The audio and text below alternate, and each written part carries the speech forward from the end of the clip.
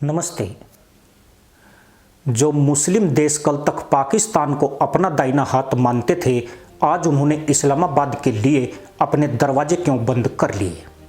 आखिर ऐसा क्या हुआ कि सऊदी अरब और यूएई जैसे दिग्गजों ने मुस्लिम भाईचारे को किनारे रखकर भारत के साथ $100 अरब की दोस्ती चुन ली? कहते हैं वक्त बदलते देर नहीं लगती, लेकिन पाकिस्तान के साथ जो हुआ है उसकी कल्पना खुद पाकिस्तान ने भी नहीं की थी।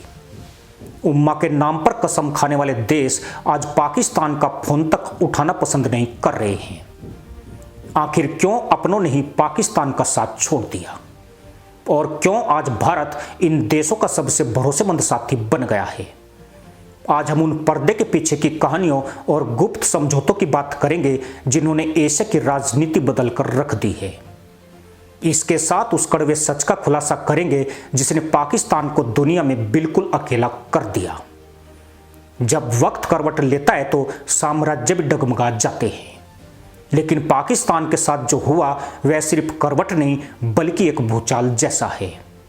एक समय था जब पाकिस्तान खुद को मुस्लिम दुनिया का नेतृत्व करता मानता था। उसकी सेना, उसकी भू राजनीतिक स्थिति और उसका नैरेटिव उसे एक अहम खिलाड़ी बनाते थे। लेकिन आज वही पाकिस्तान इस्लामी देशों के बीच हाशिए पर खड़ा दिखाई दे रहा है। सऊदी अरब, यूएई और ओमान जैसे देश जो कभी आर्थिक और सामरिक रूप से पाकिस्तान के सबसे बड़े सहारे थे, आज उससे दूरी बना रहे हैं और इसके उलट भारत के साथ उनके रिश्ते लगातार मजबूत होते जा रहे हैं। आखिर क्यों यह बदलाव इतना तेज और इतना गहरा है? क्या पाकिस्तान की पुरानी ब्लैकमेल डिप्लोमेसी अब पूरी तरह खत्म हो चुकी है या फिर दुनिया ने उसके असली चेहरे को पहचान लिया है? असल कहानी यहीं से शुरू होती है और यह कहानी सिर्फ कूटनीतिक नहीं बल्कि ताकत और भरोसे की है। आज खाड़ी देशों के सामने एक साफ विकल्प है।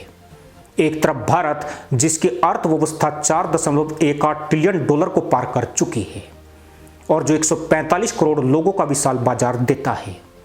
दूसरी तरफ पाकिस्तान जिसकी जीडीपी लगभग $360 अरब के आसपास सिमट गई है और जो लगातार आर्थिक संकट से जूझ रहा है। ऐसे में सऊदी अरब का विजन 2030 हो या यूएई की आर्थिक रणनीति, दोनों को एक स्थिर, भरोसेमंद और तेजी से बढ़ती अर्थव्यवस्था चाहिए। और यही कारण है कि भारत उनके लिए सिर्फ एक साझेदार नहीं बल्कि भविष्य का केंद्र बन चुका है। अगर आप इस पूरी कहानी को समझना चाहते हैं तो सबसे पहले आपको मौजूदा घटनाक्रम पर नजर डालनी होगी, क्योंकि असली कहानी यहीं से शुरू होती है। पिछले 18 से 24 महीनों में खाड़ी देशों की प्राथमिकताएं जिस तेजी से बदली है वह सामान्य नहीं है। सऊदी अरब, यूएई, कतर, ओमान, इन सभी देशों ने एक साथ अपने आर्थिक, सामरिक और कूटनीतिक फोकस को रीसेट किया है और इस रीसेट का सबसे बड़ा लाभार्थी भारत बनकर उभरा है, जबकि सबसे बड़ा नुकसान पाकिस्तान को हुआ है। साल 2023 से 2026 के बीच एक के बाद एक ऐसे फैसले लिए गए जिन्होंने इस बदलाव को पक्का कर दिया। भारत और यूएई के बीच व्यापक आर्थिक साझेदारी समझौता यानी CEPA लागू हुआ, जिसके बाद व्यापार तेजी से बढ़कर $85 अरब के पार पहुंच गया। वहीं सऊदी अरब ने भारत में $100 अरब तक निवेश की प्रतिबद्धता दोहराई और सिर्फ वादे नहीं, ऊर्जा, पेट्रोकेमिकल, इंफ्रास्ट्रक्चर और टेक्नोलॉजी सेक्टर में वास्तविक बातचीत और प्रोजेक्ट शुरू हुए। इसी दौरान IMEC यानी इंडिया मिडिल ईस्ट को यूरोप कॉरिडोर का ऐलान हुआ, एक ऐसा प्रोजेक्ट जो आने वाले दशक में वैश्विक व्यापार के नक्शे को बदल सकता है। और इस पूरे कॉरिडोर में पाकिस्तान का नाम तक नहीं है। यहीं पर पहला बड़ा झटका पाकिस्तान को लगा, क्योंकि यह सिर्फ एक प्रोजेक्ट से बाहर होना नहीं था, यह उस पूरे नए आर्थिक सिस्टम से बाहर होना था जो भविष्य को तय करने वाला है। और जब कोई देश भविष्य के सिस्टम से बाहर हो जाता है तो उसका वर्तमान भी डगमगाने लगता है। लेकिन कहानी यही खत्म नहीं होती। असली झटका तब लगा जब पाकिस्तान ने अपने पुराने तरीके से खेल खेलने की कोशिश की। उसने सोचा कि वह फिर से उम्मा कार्ड खेलकर खाड़ी देशों पर दबाव बना सकता है। कश्मीर का मुद्दा उठाया गया, OIC में समर्थन जुटाने की कोशिश हुई, यहां तक कि तुर्की और मलेशिया के साथ एक अलग ब्लॉक बनाने की बात भी सामने आई। लेकिन इस बार प्रतिक्रिया बिल्कुल अलग थी।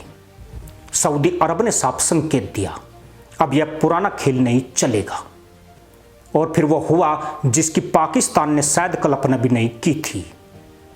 सऊदी अरब ने अपने दिए $3 अरब के डिपॉजिट की शर्तें कड़ी कर दी। तेल की सप्लाई जो पहले रियायती दरों पर मिलती थी उसे भी सीमित कर दिया गया। यूएई ने भी अपने कर्ज को लेकर सख्ती दिखाई। यह वही देश थे जो पहले बिना शर्त मदद करते थे, लेकिन अब हर डॉलर के साथ शर्त जुड़ चुकी थी। यह सिर्फ आर्थिक फैसला नहीं था, यह भरोसे के खत्म होने का संकेत था। अब जरा एक और लेयर खोलते हैं, और यह लेयर सबसे ज्यादा संवेदनशील है, आतंकवाद और सुरक्षा की। FATF की ग्रे लिस्ट में पाकिस्तान का लंबा इतिहास रहा है।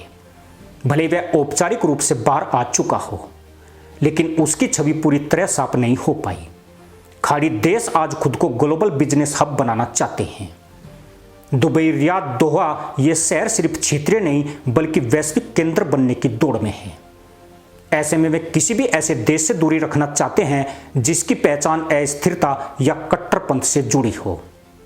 यही कारण है कि पिछले कुछ वर्षों में खाड़ी देशों ने अपनी आंतरिक नीतियों में बड़ा बदलाव किया है। सऊदी अरब का विजन 2030, यूएई की लिबरल इकोनॉमिक पॉलिसी ये सब संकेत देते हैं कि अब फोकस विकास पर है, न कि विचारधारा पर। और यहीं पाकिस्तान पूरी तरह मिसफिट हो गया। उसकी राजनीति, उसकी छवि और उसकी प्राथमिकताएं सब कुछ इस नए मॉडल से मेल नहीं खाता। अब अगर आंकड़ों की भाषा में बात करें तो तस्वीर और भी चौंकाने वाली हो जाती है। भारत की अर्थव्यवस्था $4.18 ट्रिलियन को पार कर चुकी है और 2030 तक $60 ट्रिलियन तक पहुंचने का अनुमान है। दूसरी तरफ पाकिस्तान की जीडीपी लगभग $360 अरब के बीच अटकी हुई है, यानी भारत पाकिस्तान से करीब 12 गुना बड़ी अर्थव्यवस्था बन चुका है। यह अंतर सिर्फ संख्या नहीं है, यह ताकत का अंतर है, भरोसे का अंतर है।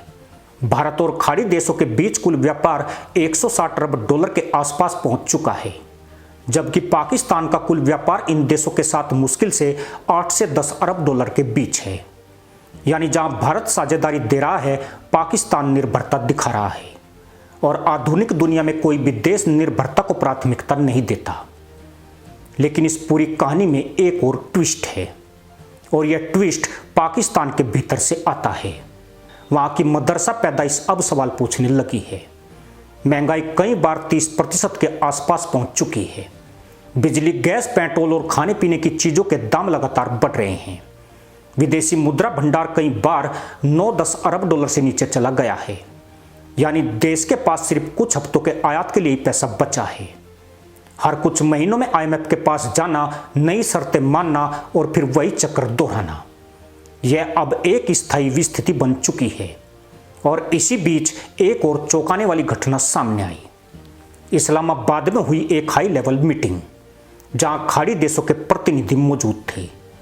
रिपोर्ट्स के मुताबिक उस मीटिंग में पाकिस्तान की आर्थिक योजना को अस्पष्ट और अविश्वसनीय बताया गया।